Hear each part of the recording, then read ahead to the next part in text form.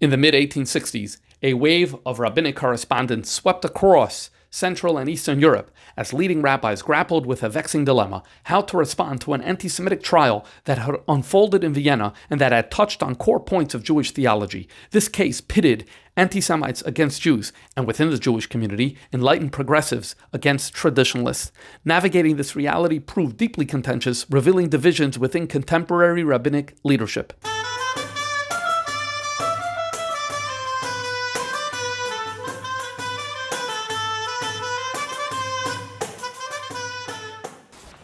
All right, the story we're going to tell tonight occurs in the year 1864, and the center of the storm is in Vienna, in Austria. We're going to begin with a letter that was sent to Vienna by Harav Shlomo Kluger. Rabbi Shlomo Kluger was the Rav in Brody. And remember, this story is 1864, so it's 5 years before he passed away. Rabbi Shlomo Kluger passed away in 1869. He had Arichas Yomim. And he writes a letter that is printed in his Sefer Hashal, Shuvas Ha'elef L'Chashloima, Yeridei Siman Reish Nun Vav, where he writes to the Rav in Vienna, Liyedidi Harav Hagoyin Mereinu Harav Elazar Horovitz. Elazar Horovitz, his dates are roughly the same as Reb Shlomo. Reb Shlomo was older than him, but 1804 to 1868. Av Bezdin, the Ir HaMelech Wien. He's the Av Bezdin of the capital city. That's where the Austrian monarch lived in Vienna. Michtavi Kibalti, I received your letter. Vihine im kikvaydehu me oyhavai. It is true that I love you, I have a good relationship with you. Afal bikeino emes ov me'akol. I love truth more than anything. And therefore he goes on to reprimand Rabbi Elazar Horowitz in this tshuva, and he concludes by saying, everything that you answered to the government, kishkaga havaloi. This was one big boo-boo that you, Rabbi Elazar Horowitz, made. In summary, Rabbi Shlomo Kluger is not happy with Rabbi Elazar Horowitz. We have one unhappy rabbi. Okay, now we're going to see there's another unhappy rabbi. Rabbi Elazar Halevi Horowitz himself actually wrote a letter about this controversy. It is printed in the Sefer that is called Toldos Mishpachas Horowitz. Came out in 1911, this Sefer, and there they reproduced the letter that he published as a pamphlet. And this is all the way toward the end of this letter, where Rabbi Elazar Horowitz says as follows: I hope God forgives the people who sinned, and they weren't careful about the following averis in the Torah. Number one, you're not allowed to bear false witness. Number two, shouldn't carry false rumors, which Chazal also interpret this to mean that a judge shouldn't hear one side of the story. You have to hear both sides. And in this case, he felt that only one side was heard. Number three, you can't carry tales. Moreover, the people didn't listen to the teachings of Chazal and Avos. Number one, to judge people favorably. Number two, don't judge without being in that person's place. And number three, that the dignity of another should be as precious as your own. And so all of the people who have been attacking me have violated all these biblical teachings as well as these teachings from Avos. And he concludes this letter saying, V'in Habira, Yom Aleph, it's Sunday, Yud Aleph, Adar Sheni. The year is Hamadaber Bil Shoin Amoy, which, if you take out the Hey and the Vav and the Nun and the Ayin, it comes out to the year Tafresh Chav Dalet. Now, why is he calling 1864? Why is he calling it Hamadaber Bil Shoin Amoy? He's trying to make a point here. I wrote this letter in Hebrew, and indeed, he wrote this letter in Hebrew.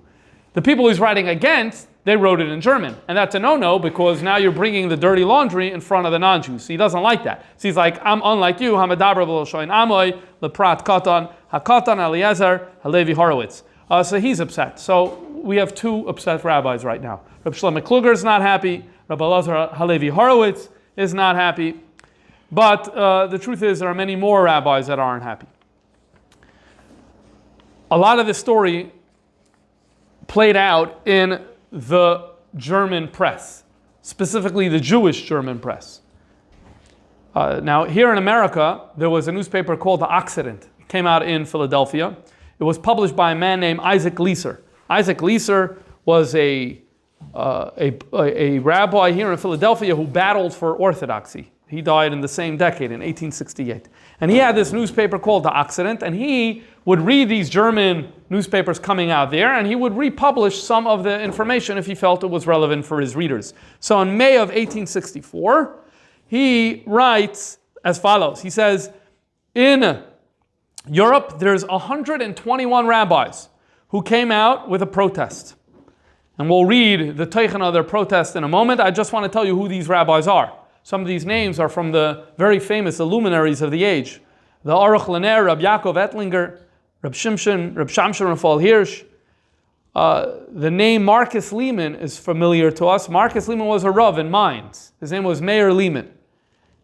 He also signed. The Ksav Sofer, the son of the Ksav Sofer, he signed. And again, ultimately, I think it was 121 rabbis. What is the document? What is the letter that they signed? And this, they wrote it in German. And here Isaac Leeser is republishing it in May of 1864. In consequence of the expressions of opinion before the High Imperial Royal Court in Vienna, so it's like you do have to give a targum over here, the English, you have to translate this English into English. But because of something was said in front of the court in Vienna, on the 30th of ULT, this is an abbreviation for the word ultimo, which is a Latin word that means prior, it means the prior month. We don't talk this way anymore. On occasion of a press trial, which were of the kind to call up among all faithful Israelites great regret and deep emotion. All Jews are very upset. So therefore the undersigned find themselves in duty bound to declare as follows. So we need to tell you the following. Judaism consists in laws and verities, verities mean beliefs, of faith, communicated to us by God in the written and oral law. Among the verities of faith, handed down by revelation, belongs the immovably firm trust in the future coming of a personal Messiah, out of the stem of David. The word personal Messiah, the meaning of the word personal will become clear as we move along. Wherefore, the abrogation of that belief must be regarded as a denial of the divine revelation vouchsafed to Israel. The subscribers have deemed it necessary to publish this. We had to come and say, Emunah and Bias Mashiach is important, and it's a person that rejects that is rejecting all of everything. Why we have to say this? In order to counteract as speedily as possible any misconception which could originate from the declaration of opinion made at the aforesaid trial. So in other words, at this trial, things were said, and this wasn't clear, so therefore we're coming to say it. And they signed the month of Shvat 5664, January of 1864. So if before we had one or two rabbis who were upset, now we have 121 rabbis who are upset. So what is going on over here? What was that? You're saying the Hebrew number there is inaccurate? Yeah. Very possible. Let's focus on January 1864. The Hebrew year is Taf Reish Chav Dalet, 5,000, right? Then Taf Reish is 6, Chav Dalet, 24, 5624, 100%. Yashar Koyach. Okay, so now what is the Maisa? What's going on over here? So Hamaisa Shahaya Kachaya, here's the story. In the 1800s, there was a famous Jewish historian whose name was Heinrich Gretz. Heinrich Gretz, his Hebrew Jewish name was Tzvi. Born in 1817, passed away in 1891.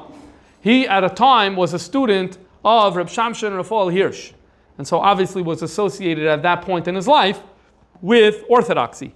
However, as he moved along in life, he took a little bit of a different direction, and very feared to call him a maskil. Maybe he was in some ways an extreme maskil. And he wrote books of history. He's either the first or of the first to write an organized history telling the story of the Jewish people, but I think we would say from like a secular perspective. And when it comes to talking about Gdolei Yisrael, not very often he's not respectful, not reverential. Definitely when it comes to Chassidus, he doesn't really have anything nice to say about Chassidus.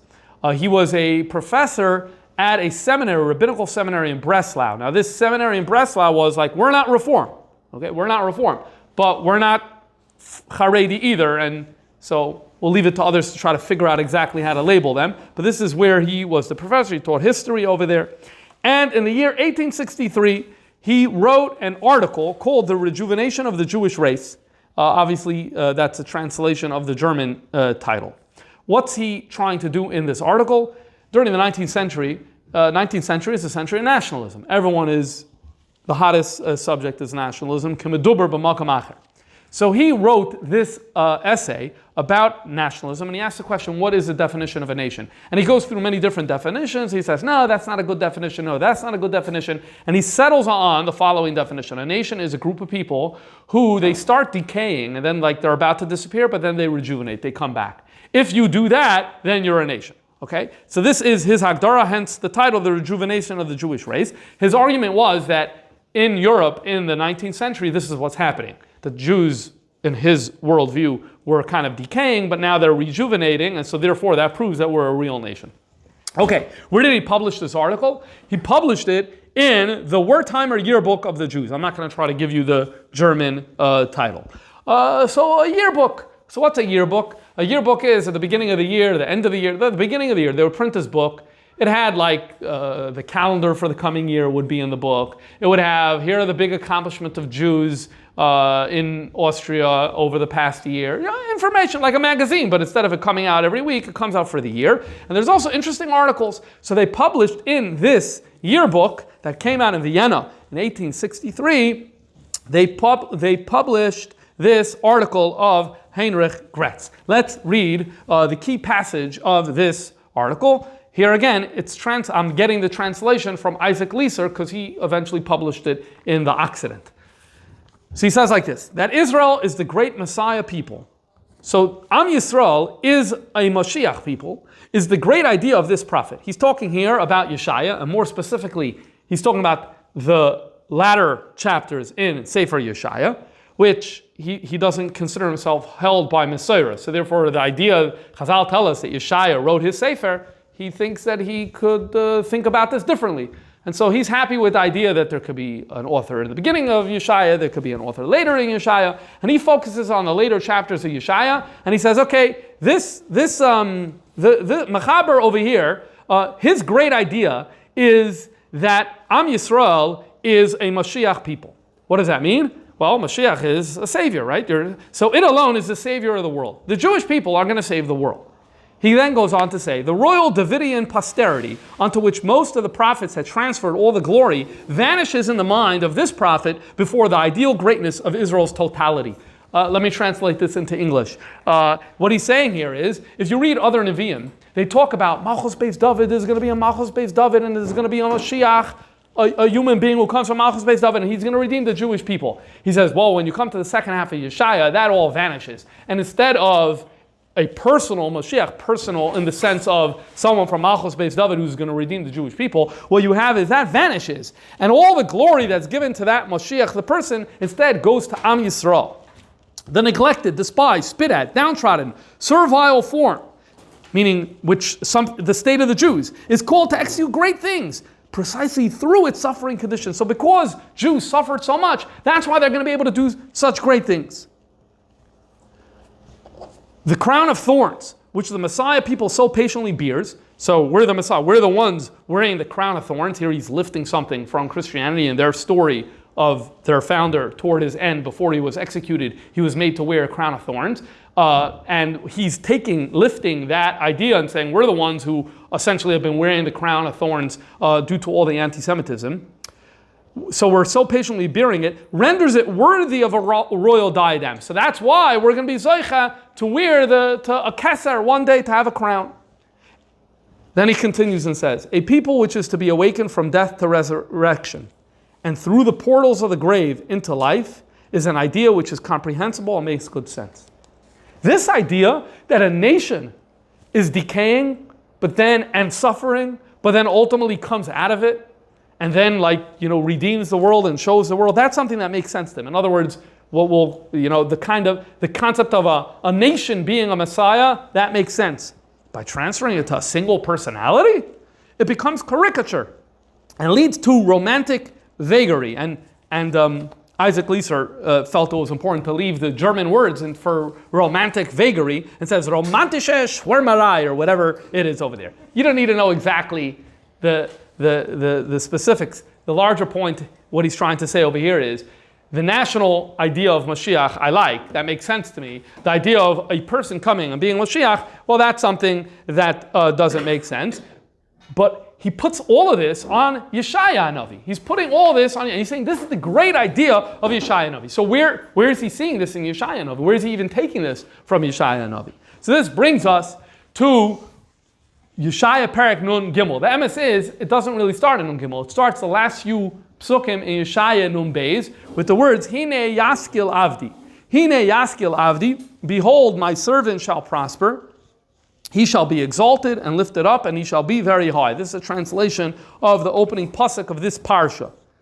As many wondered about you, how marred his appearance is from that of man, and his features from that of people. So just like many people were saying, oh my God, look how terrible you look. So shall he cast down many nations. So at the same level of extreme, he should cast down many nations. Kings shall shut their mouths because of him. So we have here a pasuk, psukim, about a servant, and the servant is going to be exalted, he's going to be lifted up, he's going to be very high. Once upon a time, his appearance was no good, and everyone was like, oh my God, he looks so terrible. But now he's doing amazing in the other extreme, and all the kings are now batal to this servant. If we continue reading, just a few selections of this chapter, just to get a little bit of a feel for it. Before prospering, he came up like a sapling, like a root from dry ground. So in other words, before he was doing well, you're coming up like a little sapling in dry ground, you don't have really a chance to survive. He had neither form nor comeliness, he didn't look good. And we saw him that he had no desirable appearance, despised and rejected by men, a man of pains. Indeed, he bore our illnesses. The one speaking saying that he bore our illnesses. He was pained because of our transgressions, crushed because of our iniquities. And then toward the end of the chapter, he shall have prolonged days, and God's purpose shall prosper in his hand. Well, how is Heinrich Gretz understanding this passage in Yeshaya? He's understanding this passage is referring to the Jewish people. That the Jewish people are the Eved, and they're going to prosper, they're going to be lifted up, they're going to be done high. There was for many centuries, we had a negative appearance. We were despised, we were ridiculed, we were persecuted, and all of that. We were like a savage rooted in the dry ground. People said we had no chance, and all of that. But ultimately, we were bearing the transgressions of all the nations of the world. That's what was happening. We were bearing the transgressions of the nations of the world. But ultimately, the end is, all is well that ends well. He shall have prolonged days, and God's purpose shall prosper in his hand. And so he sees over here the concept of a redeemer, and the redeemer is the Jewish people, and he likes this idea, and he says this is great, and he seems to be saying this is a departure of other Nevi'im, and that's essentially the one paragraph from this article that he wrote over there. Okay, so he wrote what he wrote, right? This led to a court case. And we're going to read now the indictment as it was published in Isaac Leeser's The Occident. The yearbook for Israelites of 5624, here it gives the right year, 1863-64, contains in pages 1 through 13 an article concerning the rejuvenation of the Jewish tribe from the pen of Dr. Gretz, professor at Breslau, in which the author endeavors to prove that the Jewish people itself is the Messiah and will have to redeem itself through rejuvenation and should not expect the coming of a single person as a redeemer. By this assertion, the author puts himself in opposition to the doctrine of the Messiah, the Jewish church, a religious association acknowledged by law in Austria. So he's going against Yiddishkeit, and the Austrian law recognizes Yiddishkeit as a valid religion. Now, the state's attorney does not, in fully guarding the right of free inquiry, discover in this a criminal action. So arguing with Yiddishkeit is not a crime, because we believe in free inquiry. But the author combats in this article not alone with arguments, but with insulting expressions. Likewise, he uses insulting language. The doctrine of the Messiah held by Orthodox Jews assailed by him is as much as he says. Now, Leeser here is translating a German article. The German article says they can't quote this part of the indictment. We are unfortunately prevented by the regulations of the law respecting the press from copying the passage referred to because it's insensitive to religion. So we can't put that negative line in here. Okay, but we know, because we know what Gretz wrote, so we know what it was. The vagaries over there, the romantische, whatever thing. Okay. In this wise, the doctrine of the Messiah entertained by the Orthodox Jewish Church is ridiculed, derided, abused, and that constitutes a trespass against 303 of the criminal law. You know, I'll make fun of a Jewish belief. So therefore, the non-Jews are suing, they want to sue the yearbook. They can't sue Gretz. Gretz doesn't live in Austria. Gretz lives in Breslau. That's not in Austria. But the publishers of the yearbook, that's local, so that's who they're going to sue. Now, it doesn't end there. If it, however, appears that this criminal attack was primarily against Orthodox Judaism, it embraces plainly, nevertheless, from a Christian standpoint, the crime of disturbing religion. So this is not only a problem against Judaism, it's actually a problem against Christianity.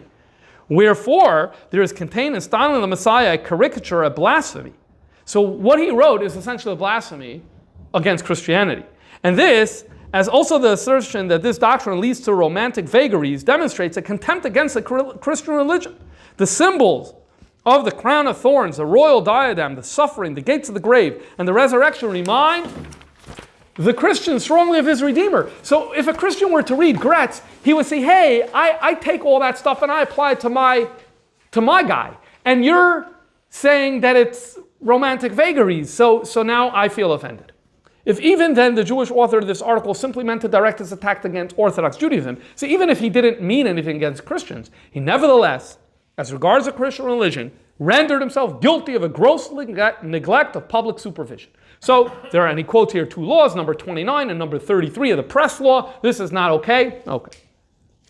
The author, Gretz, being a foreigner, cannot, it is true, be put on trial here. But the editor of the yearbook, his name is Leopold Kompert, appears justly guilty of both misdemeanors, as he himself confesses to have read Dr. Gretz's article in manuscript before it was printed, and then handed it to be printed. And that's how the indictment reads, and it is signed Vienna, December 8, 1863, Tafresh Chavdalid, but 1863, the Imperial Royal State Attorney. His name was George Leonbacher. He is the one who brings this suit against Kompert. Okay, so there's a trial. Now Kompert has to defend himself, and Kompert does. And he has a statement, and this too is published in Leeser's paper.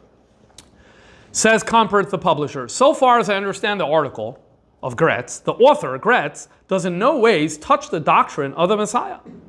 So he's not getting into the topic of Mashiach. He does not say, I do not believe in a personal Messiah. He doesn't say, I don't believe in Mashiach. And then he goes on and on to say what Gretz was really trying to say in this article. And then he says, this brings the author to chapter 53, and he quotes several passages from the same, and he quotes from there. Says Kompert, this chapter has been variously interpreted from the remotest times. There's multiple interpretations to this chapter. The universally received one, which has been advanced by most Jewish commentators, for example, Rashi, who is one of the most pious, and Ibn Ezra, and others, is that of the author. So Rashi and Ibn Ezra, their opinion is essentially in agreement with what Gretz said. That what? Namely, that the entire chapter does not refer to a single individual, but to the whole people of Israel, which is destined at some time to bring into the world a moral perfection of the Messianic kingdom. So he says, there's good Mekoides, and this is the Das Harabim, that Yeshaya Perek Nun Gimel is actually not referring to the person of Mashiach, and so we're good. We're relying on that. We're totally fine.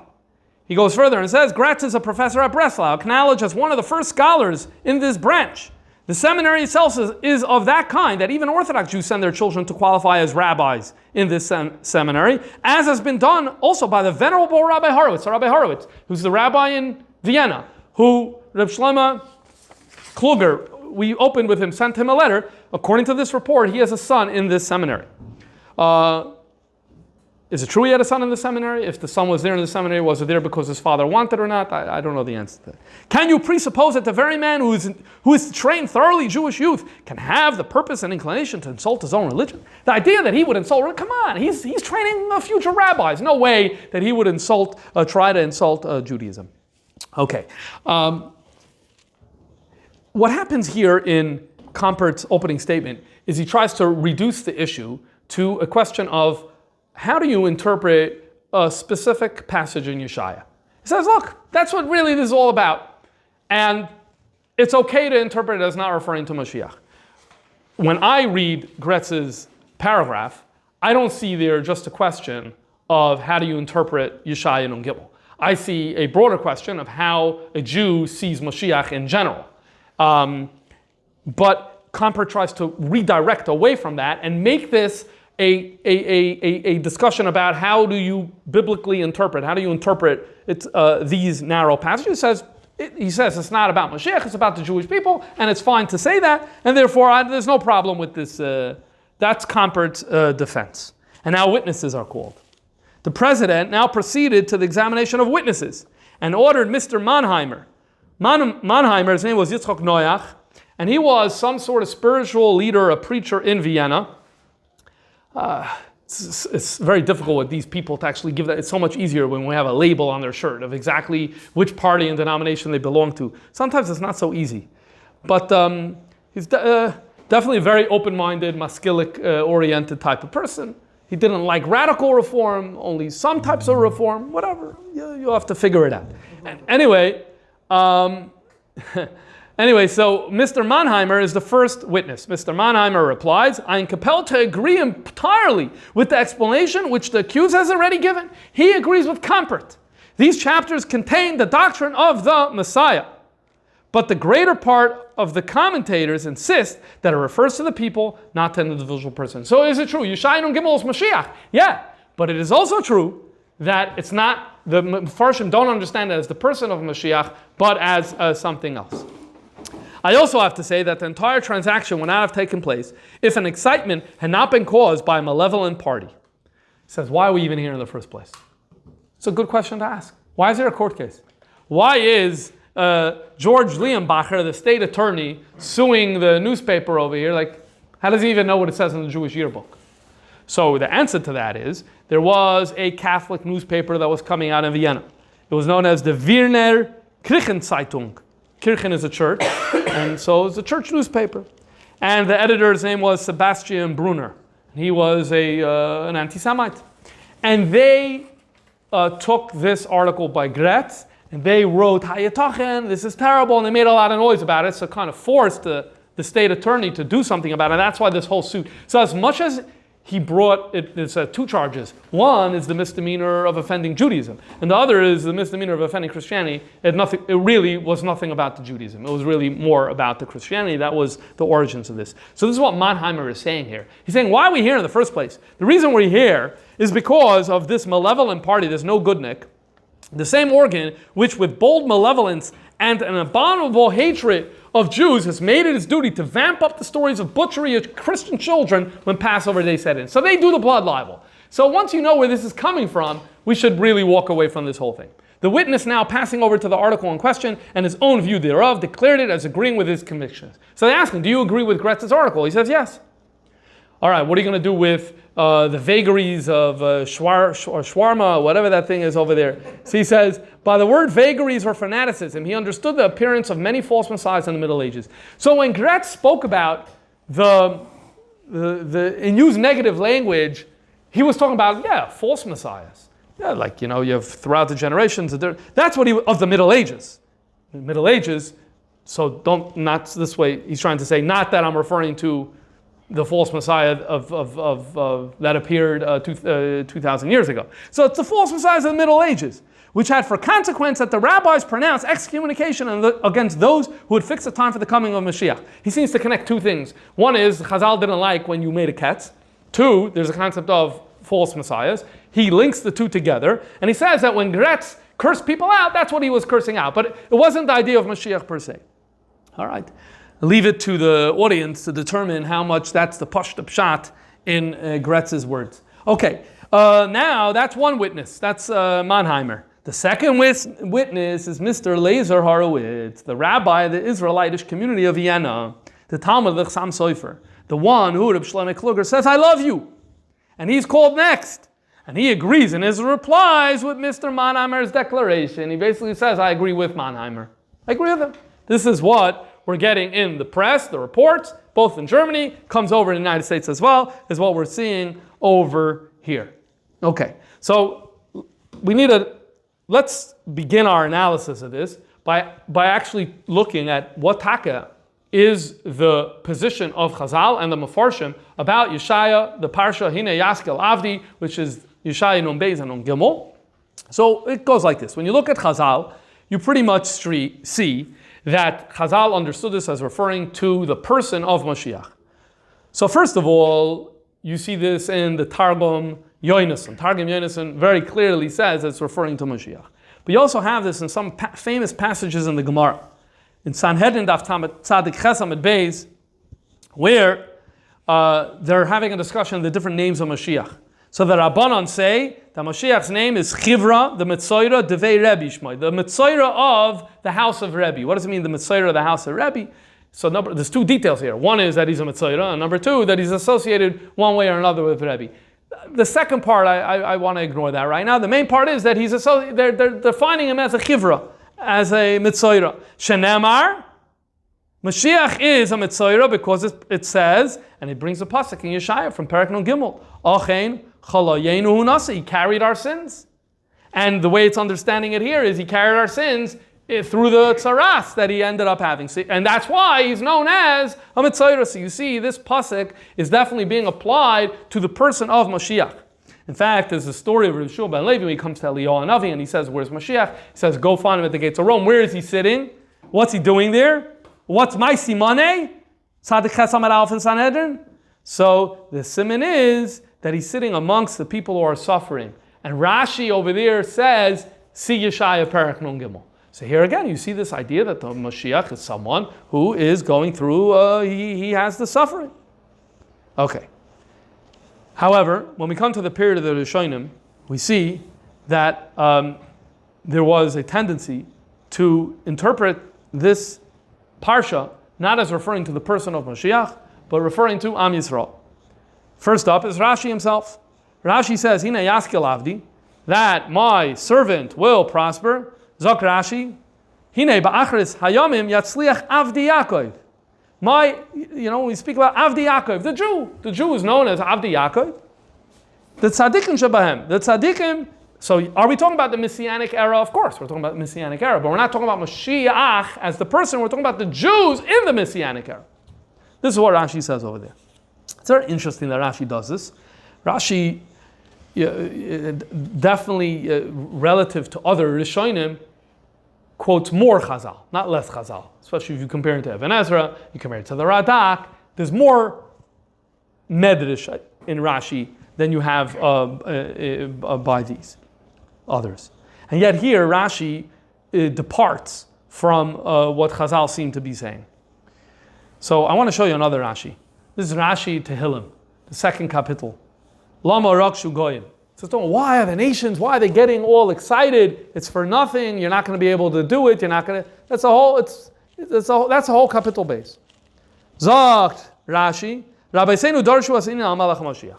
Chazal say that Perek Beis in Tehillim is about Mashiach, which means, why are you fighting with Mashiach? Mashiach is going to defeat you, and that's the whole capital Beis, is the nations of the world versus Mashiach. Ulafi mashmoi, however, Rashi says, if you want to go by the literal meaning, and then, depending on which printing, it either will have the next two words or won't have the next two words. Most printings do not have the next two words, because they were censored out. But we know that originally it was there, ulachuvas hamin. So in other words, to number one, to give you mashmoi, to give you the simple pshat, and number two, if you want an interpretation that's a good response to the minin, to the Christians, nachayin lepaisrei al atzmoi. Better interpret it for itself, meaning David HaMelech. It's about David HaMelech. The whole thing over there, don't think you could defeat, it's not Mashiach, but it's going on David HaMelech. This is good. Why is it good? For two reasons. Number one, it's mashmoi, and number two, this is good as Tshuvas Hamin. It's very interesting. Rashi here brings Tshuvas Haminin as another sniff of why we should interpret Kapitel Beis this way and not that way. So, Yesh La'ayin, how much Tshuvas Haminim plays a role in Rashi when it comes to Yeshaya. Once you see this, I think it's an open question. It's a fair discussion. How much does Tshuvas Haminim play a role in Rashi when it comes to Perek Nun Gimel? He's not the only one who interprets it as referring to the Jewish people. Ibn Ezra does the same. Zayis HaParsha says to Ibn Ezra, Amru Toye Ruach, the people making a mistake say that it is a remez to their God. The Zelo, you're talking this is not possible. Number one, the Nevuah says that he's going to have Zerah, he's going to have children. Yira Zerah. But the Christian founder didn't have any children. It also says Yarich Yamim. The Christian founder did not have Arichas Yamim. Then he says, look at the context. The context in Perek Nun Beis is talking about the Jewish people. And look at Perek Nun Dalet. It's talking about the Jewish people. So if the chapter before is talking about the Jewish people, and the chapter after is talking about the Jewish people, so then in between, it's also talking about the Jewish people.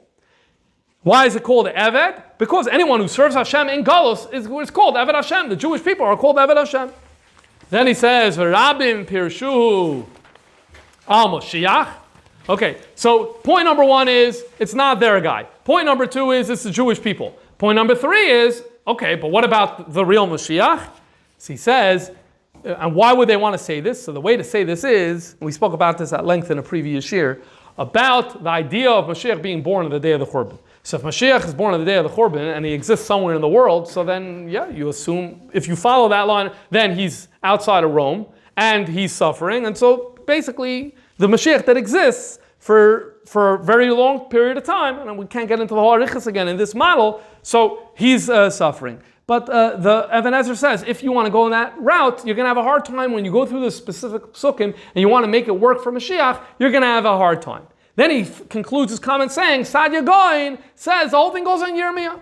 Okay, so we take a see that amongst the Rishonim, there was multiple ways of interpreting this passage, and this passage was for a very long time central to Jewish Christian debates. Great example of this is in that same shir when we spoke about the birth of Mashiach.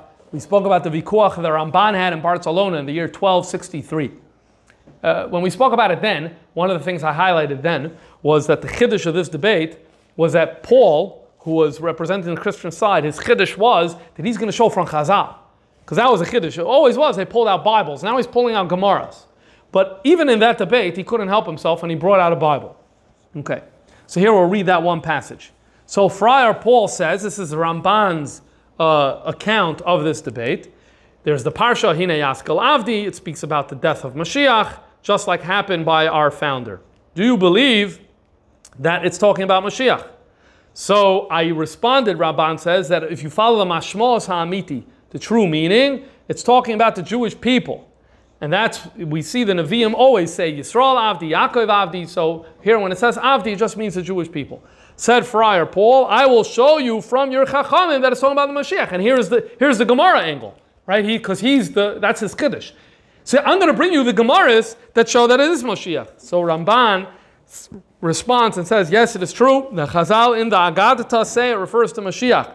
However, even if you want to follow that approach, they never said that he's going to be killed by his enemies. And you're not going to find in any Jewish book, not in the Gemara and not in the Agadata, that Mashiach ben David is going to be killed, and not that he's going to be handed over to his enemies, and not that he's going to be buried among the wicked people. If you want, I'm happy to explain to you this whole Parsha, Hine Yaskel Avdi, in a good explanation. And I think what he means is, I could explain it to you even as it's referring to Mashiach, but in a way that makes sense and works for the proper Mashiach as opposed to some other false interpretation. But they didn't want to hear. But Poyel, we do have from Ramban a commentary, not on the whole Yeshaya, but just on this shtickle. There is a commentary that the Ramban did indeed write, and it probably was connected with the fact that he reproduced this debate for people to read, to know how to respond, and this was kind of perhaps the appendix in one way or another. So therefore, if we do come back to this court case, and if it's a court case of,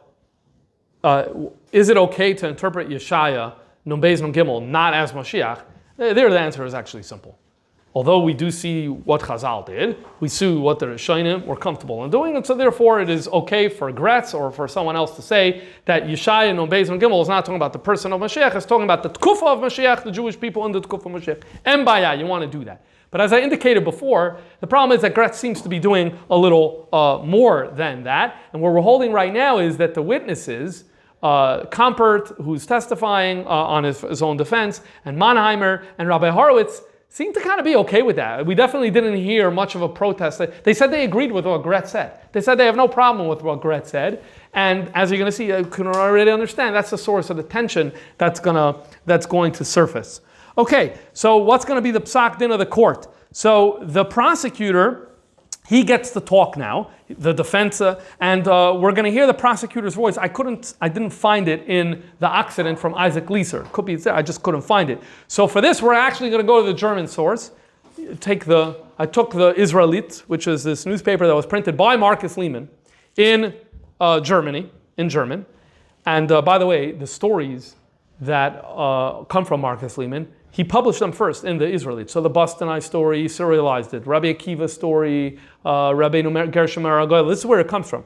So he was the editor of this newspaper, and he reported about this. This is where Leeser, I think, was getting much of the information. So I took the page, and these are AI translations. So I'm going to hope that they're accurate. So the prosecutor says, the representative of the state could not admit that the criticized article is nothing other than an exegesis of the 53rd chapter of Isaiah. This guy's no dummy. He says, I read Gretz. Don't tell me that this is just about how you read these psukim in chapter 53. He analyzes the essay and says that in it, the view is advocated that the belief in the Messiah as an individual person should be given up, and the work of redemption should only be expected from the people as a whole. He says, I read Gretz. This is about changing what the belief in Mashiach is. The doctrinal belief in the Mashiach is presented as a caricature, and thereby not only the offense of 303 committed, but also Christianity, which rests on this caricature, is attacked. Therefore, the public prosecutor upholds the originally raised charge. This is what he says. What was the verdict? The verdict is that they found Compert not guilty of attacking Judaism. Why? He said, because your rabbi said it's okay. You're so fine. But Christianity, that we're not moichel, and so there's going to be a fine. What's the fine? The fine is, where is it? 40 florins. 40 florins. And if he can't pay, then he's going to have to be arrested for 8 days. All right. So that was the psak din that happened over there. All right. Now there's an aftermath. You already know that 121 rabbanim made a macha. And their macha was, by the way, believing in Mashiach is really, personal Mashiach is really, really, really important. Why were they doing that? They were doing that in response to what Rabbi Horowitz said at the trial. More importantly, what was reported that Rabbi Horowitz said, and in fact, in some places, it's worse than what we saw till now. So if you go to the Israelite, in this same issue, here is how it brings the testimony from Mannheimer and Horowitz. Regarding the Messianic doctrine, however, this is what Mannheimer said, all Jews are of the same opinion. Only that one person thinks of it more as a moral person, while another attributes a more personal character to it. I can't say I fully understand what he's saying here, but it seems to be saying everyone believes in a Mashiach. The question is it like Mashiach ben David that's going to come and redeem us? Or is it that people are going to become more moral, and then that's Mashiach? This is what Mannheimer seems to be saying. Even if that reading of it is incorrect, it definitely is a non-kipshutoi type of Mashiach. I also add that the content of chapter 53, the book of Isaiah, must refer to the entire Jewish people. Okay, that's not new. The defense counsel puts the same question to the second of the summoned witnesses, Herr Rabbi Eliezer Horowitz. The witness expressed himself in exactly the same way as the preacher Mannheimer. So now basically, we're told Rabbi Eliezer Horowitz says everything Mannheimer said, and Mannheimer here has said that everyone believes in Mashiach, but there's two options. You can believe in a literal Mashiach, you can believe in a non-literal Mashiach, and now we have Eliezer Horowitz agreeing with that, so now it's even worse. It's not just, till now, he said he agrees with Gretz's article, and he definitely didn't condemn Gretz's article. And, he said everyone believes, he didn't say there's a chiyuv to believe in Mashiach, by the way. He just said everyone is what everyone believes in. And now, if he's agreeing, we have him, according to this report, agreeing to Mannheimer, who said, you can believe in a literal Mashiach, a non-literal Mashiach, all is good. So now it's worse. So the editor of the Israelite, who's Marcus Lehmann, so I have to believe this is him, he writes, this is a big problem. After he writes a whole report, he says there's three possibilities. Number one, maybe it's fake news. Maybe it's fake news that they are reporting inaccurately. Number two, maybe, sometimes it happens, you say, yeah, I agree with him, and you don't realize, 1 second, he said this, he said that. So that sometimes happens. Or maybe he actually agrees with Mannheimer. Okay, so he says, if the first two are true, then Rabbi Horowitz has to come out and clarify. He has to say, I didn't realize. He has to say, I made a mistake. Or he has to say, the newspaper reported it inaccurately. And if it's the third one, then we don't need Horowitz to do anything. But we need to do something. We need to make a protest. And that's ultimately what happened. He spearheaded this protest of these 121 rabbis that came and said, Mashiach is a very, very important thing that we need to believe in. If you deny that, you're denying all of Sinai. It's because they didn't hear a clarification from Rabbi Horowitz. So they said, this is something we need to do. And all those Daily Yisrael signed that letter. Now, here's, I guess, the place where I should say, this was not the only issue. I'm focusing today only on this issue of Mashiach, and that's because alongside the Mashiach issue, there was another issue that was front and center over here, so I'm going to mention it briefly. And that is the relationship between Reform and Orthodox Judaism. And there were questions about that during the trial. Things were said about it during the trial. These 121 Rabbanim were not happy about what was said about that in the trial, and so therefore these two things are mixed together. It's an open question. If you didn't have that and you only had the Mashiach thing, would the 121 Rabbanim got involved just for that? Or is it both of them together? So I don't know the answer to that, but really, you can't really get involved in that without getting more into the history of the relationship between these denominations and what Halacha has to say, and it's a whole real standalone topic, and that's why I'm removing it, and we're only focusing on this Mashiach issue. Okay, now that the 121 rabbis wrote their protests, so that brings us to the second text that we opened up with. Rabbi Eliezer Horowitz, remember, he said 3 biblical isurim and 3 violations of Pirkei Avos. He's responding there to the 121 rabbis. He says, Al tadin es chavercha, you don't know what's going on, you didn't hear the other side, all of that. So that's the end of that letter. Now, in this long letter, it goes on for 2 or 3 pages where he clarifies his position in Hebrew, by the way, because 121 rabbis, they wrote in German. In this letter, he does issue a clarification. Let's read his clarification, where he's going to get to say what actually happened. Nishalti, I was asked, Haikarta besoicha michtav, did you notice in Gretz's article, Eze davar shal boys buz ukloin neged amunasan? Did you see anything offensive to Judaism in Gretz's article? Think to yourself how you would answer that question. This is the question I was asked. This is what I said.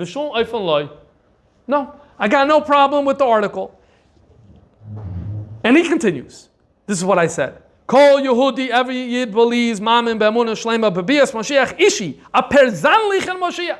Every Yid believes this. Va'amunah azois mushreshes ma'oid bekerev kol ish v'leiv amoik. Now he's waxing poetic. This belief is rooted deeply in everyone's heart. When is he going to come? We don't know. Only God knows. You should know that our emunah would be weak if it was relying if all our belief in Mashiach rested only on Yeshaya 53, then it would be very weak. In other words, because it's on many other places in Tanakh. This is his clarification about the Mashiach issue. That's his whole clarification. In other words, does he deny that he said Gretz is okay? No, he doesn't deny that. He says it didn't offend me. Did he at any point say there's a chiyuv to believe in Mashiach? Actually, notice he avoided those words. He didn't want to say there's a chiyuv. He just said everyone believes in the coming of Mashiach, a personal Mashiach. Okay. On the other hand, there is a clarification here. He says he never agreed to the idea that you could believe in a person, Mashiach or some ethical, non-literal. That he's denying. Okay. So that thing that he says is fake. Okay. He goes weiter and he says, so now I want to ask everyone, is there anything in the words that I said, anything that against what you guys wrote in your protest? You wrote a protest. Do you think I couldn't sign your protest? I could also sign your protest, he says. My words are not a contradiction to your protest. Okay. Did I say that someone who denies Mashiach is called a Yisrael Maimin? I didn't say that. I didn't say that if you deny Mashiach, you're considered a Maimin. And am I to be blamed that some newspapers reported my words inaccurately? What's going on over here? All right. I think it becomes very clear that Rabbi Horowitz, he's definitely trying to play it safe. Okay? He didn't come out. If he wanted, he could have come and say, there's a chiyuv to believe in Moshiach. There are many psukim that demonstrate this. If you don't, then you're a kohen. He didn't say that. He's very, very careful with his language. And notice his defense is, what I said, does it contradict what you're saying? Right? In other words, I didn't say what you're saying. He doesn't say that he's saying what the 121 rabbis are saying. He's just saying that it didn't contradict it. He's playing a game here. So what's he doing? What's he doing? So I think on a very basic level, the major issue, and this relates to the other point, the major issue in the 19th century was there's these new merging non-halachic movements with all types of new ideas. What is the relationship between them and the regular Kehillah going to be? And now in the year 2025, okay, we're so many years into this, so kind of like there's a status quo that's been well entrenched about how to deal with this. You have to remember, then it's all new. There's no precedent of what is the relationship going to be between, and there were different opinions on this question. There were different opinions on this question. What is a yachas going to be with people, with the movements, and how are we going to deal with them, right?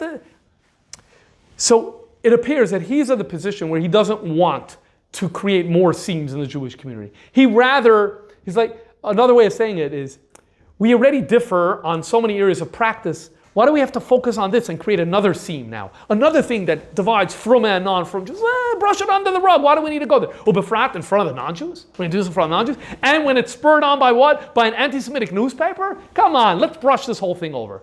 And Gretz should go, not Gretz, but the editor should go to jail because of this? So his objectives were, no one should get punished. His objectives were, this shouldn't be another seam in the Jewish community. And that's his problem. But let me not lie. Let me not say anything that's not true. That seems to be what Rabbi Horowitz, how he's trying to navigate this. And remember what he said, like, you don't live here in Vienna, you don't know how my situation in my community is. That's I think what's going on over here. That's my best read on what is going on over here. And that brings us to the opening text, because he wrote a clarifying letter, right, saying what he did say, and he sent it to everyone. And one of the people he sent it to is Shlomo Kluger, although I didn't see whether, because I don't think they reproduced all 121 names. But so I don't know if Shlomo Kluger signed is of the 121. Ich weiß nicht. I don't think so, because I don't think the Galician rabbis were part of it. But anyway, he sends a letter to Reb Shlomo Kluger, and Reb Shlomo Kluger responds. Now let's read most of the letter. Liyedidi Arav Agoin Elazar Horovitz Av Bezdin Deir Amelech Vin. Michtave Kibalti, I received your letter. Though I love you, I love truth better. Though it is possible, even if we assume that chapter 53 in Yeshaya is not talking about, not talking about Yemoisa Mashiach. I think we do think it's Yemoisa Mashiach, but it's not talking about Mashiach. Al Kopanim, nonetheless, Lifnei Amin V'Asarim, when you're in front of the Goyim, you should have strengthened the Amunah. And you should have said, Kibiyas Mafshech, Mafurish Mikra. You should have said, I have another opportunity to point to another pasuk and to say that this is referring to Mashiach. And you get to tie it to Torah Shabbat. Notice, when he spoke about Mashiach, he just said it's rooted in everyone's hearts deep. What heart? I think Reb Shlomo Kluger said, don't talk to me about Jewish hearts. Talk to me about psukim. And say that it's Mafurish B'mikra. Why? So that they know this is what we believe, and they take the Tanakh seriously. And so they're going to make the persecution a little less extreme. And will matter more. I struggle with this line. Really, because if they see that we believe that the psukim refer to Mashiach, so then they're going to persecute us less. I don't know. This is what he says. And so you had here an opportunity to take psukim, and it's definitely valid to say it's Mashiach. You should have, and they believe what they believe. So you should have jumped on it and because it's aligning with Christianity more, so then it's not so different to Christianity. I don't think he means that. I don't think he means it because we're aligning with Christianity. He means Yesh lanu tikva. We have a hope. In other words, the Torah says that Mashiach is coming, so now you're going to respect us. The problem is, from their perspective, they don't believe, they say, yeah, but we don't believe it applies to you anymore. They believe in replacement theory. So you could believe whatever you want, but once you believe in replacement theory, so then I don't care. I don't see how this would change anything. Okay. Ubefrat, he goes on, then he goes to say, by the way, Pshuta Shal Mikra actually does refer to Yemaisa Mashiach. And Yalkut Shemaini says it's Mashiach. And he says, when it speaks about the suffering the person who's suffering for everyone, it could only really mean Mashiach. There is no tzaddik who would be in a position to suffer for all of the Jewish people other than Mashiach. It doesn't elaborate so much on these points. But the point he's trying to say, I like Mashiach for Yeshaya Nun Gimel rather than talking about Am Yisrael. Okay? You have a little bit of a swing over here because the Rishonim all went in the other direction. He's now pushing more back in the way of Chazal. Then he goes, moreover, even if this kapitel is not on Mashiach, but what about all the psukim in Yecheskel and all the psukim in Zechariah and all the psukim elsewhere in Yeshaya? Okay, yeah, we know about those psukim. So, but I think what he's trying to say over here is, why didn't you say that? Why didn't you bring that in? You had an opportunity. So even if you couldn't say Yeshaya, you should have found a way to say, by the way, there's other psukim, but he didn't. He only talked about Jewish hearts. I think that's what's bothering Shlomo Kluger. I think he wanted that the Emunah and Mashiach should have been substantiated in the text. Like, this is Judaism. This is what we believe. I also wonder how much Reb Shlomo Kluger is taking the opposite view of Rabbi Horowitz. Rabbi Horowitz, like, I'd rather not bring this up and talk about another thing that's now going to become a wedge in the Jewish community because you have more people say, oh, that's what frum people believe. I didn't even know that. I don't believe it, so it's another reason why I disagree with them. And I think Reb Shlomo Kluger is for the opposite, based on what we know about him. He's like, no, you make the positions really, really clear so that everyone knows this is what Yiddishkeit is, and either you're in or you're out. That was very central to the issues that were going on then in the 1800s. So I know he spoke about non-Jews over here, but there's a text, there's a subtext. I wonder how much Reb Shlomo Kluger wanted this said schwarze weiß for internal reasons for the Jewish community. Then he has another factor. Why are you helping get this apikoidis out of jail? It would have been better if he's in. Okay, that's a difference. Rabbi Horowitz, this is the last thing he wanted is him in prison because of the antisemitic. The whole thing didn't make sense to Rabbi Horowitz that this guy should sit in prison. He was going to do anything in his power not to. Shlomo Kluger, no problem. It's the same yisoid. It's the same issue. The Western European and Eastern European are running. Yeah, so the difference existed in all of these locations. I don't think it's a clear west to east division. The whole, remember, many of those 121 Rabbanim lived in Germany. The whole one second, let's go back. So your whole response is kishkaga. So now we have clear what was happening over here, what was going on over here. I think it's actually a very interesting window to understand this issue of the new movements and the new ways of thinking and non-frum Jews and what the relationship and association is going to be internally, externally, facing inward, facing outward. This is a very interesting window into this very issue, and it's all presented around this fascinating topic of Yeshaya Nun Gimel, Nun Beis Nun Gimel, on how to understand it. And we will conclude today by talking a little bit about something that we could take home as a lesson from Yeshaya Nun Beis Nun Gimel. There's so many levels of interpretation. If you go that it's Am Yisrael, there's so much to say on that. If you go that it's Mashiach, there's so much to say on that. And then each pasuk, by the way, you need to make sense in each one of these. If it's Yirmiyah, so now you have to interpret the whole thing, Yirmiyah. If it's Mashiach, you have to interpret the whole thing, Mashiach. If it's Am Yisrael, you have to make the whole thing work for Am Yisrael. And it's not so easy, because each one of these psukim is work. So there's so much to be said. But one nekuda. The Sicha Shabbos Parshas B'Shalach Yud Zayin Shvat Tavshan Lamed. The Rebbe asked, how is it possible that Mashiach has negoim and psoim? How is it possible that Mashiach is suffering? We saw the Chazal approach was that Mashiach is suffering. Acho Inyan, he says, this is the reason Mashiach is suffering is because Ima Yanechi B'Tzara. Mashiach is together with the Jewish people in their unique situations. And he tries to do anything he can to help them. And so when Jewish people are suffering, Mashiach suffers. And not only is he suffering his maternish on his level, the things that bother him. No.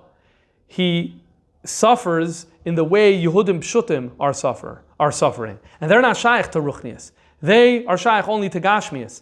So Mashiach doesn't only suffer spiritually. He suffers physically because the average Jew isn't really suffering spiritually, or at least doesn't feel that they're suffering spiritually. But what they do feel, the average Jew, is that they're suffering physically. That's their pain. And Mashiach is imay anechi b'tzara with every Jew. So if a Jew feels physical pain, so Mashiach is imay. What does it mean to be with someone? What does it mean to be with someone? To help them. To be with someone, the aleph base of being with someone is to feel what they're feeling. To try to be with them at the time. And so all of a sudden now you're suffering. So Mashiach is suffering. That's the mila of Mashiach, that he's with every Jew. This is a very interesting explanation. Mashiach's suffering over here is not because of sins, in this meaning, in this interpretation. Mashiach's suffering is simply the fact, the way a mother is suffering when her child is suffering, so the mother suffers. That's exactly why Mashiach is suffering, because Am Yisrael is suffering, so finish the Mashiach is suffering because of that deep relationship. And then he says, we saw this by the Frierdiker Rebbe, and he quotes the pasuk from Yeshaya. That the Frierdiker Rebbe was not able to speak. This also was imay anechi b'tzara. In other words, because Jewish people were suffering, so that had a physical impact on the Frierdiker Rebbe. And this is ayra to everyone, that whenever we meet a Jew, you need to relate to that Jew b'mamadei u'matzavai. Because again, the whole idea over here is that Mashiach Likar is ruchnius. So if in his orbit, in his world, the only suffering that would happen is the spiritual suffering. Because that's the only thing that matters. Physical, who cares? Doesn't bother me. But it does bother him because he became with us. And because it bothers us, so now he cares about us, so it bothers him. So what's the lesson? The lesson is that as mitut mitatzveiten, when you're doing it's not about you. It's about the other person. And get in tune with where that other person is. They say in the Heintek Lashon to hold space. So hold space for the person where that person is. B'mamadai u'matzavai.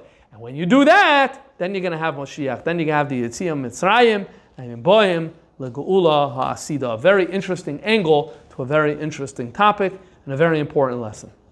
Hatzlacha. It could be.